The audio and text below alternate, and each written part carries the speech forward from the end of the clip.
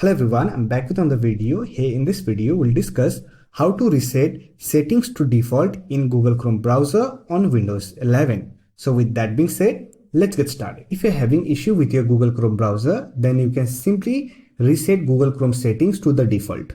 This will fix the issue. Here are the steps you can follow. Simply open Google Chrome browser, click on three dot icon, then click on settings. Here click on reset settings. And here you will find the option to restore settings to their original defaults. Simply click on this option, and here you can see when you reset your system, it will reset Google Chrome settings to the default. Also, it will disable any third-party extension that are causing issue on your Google Chrome browser. Also, it will delete cookies and temporary site data. Now to reset, simply click on reset settings. So that's it. This is how you can reset settings to default in Google Chrome browser on Windows 11.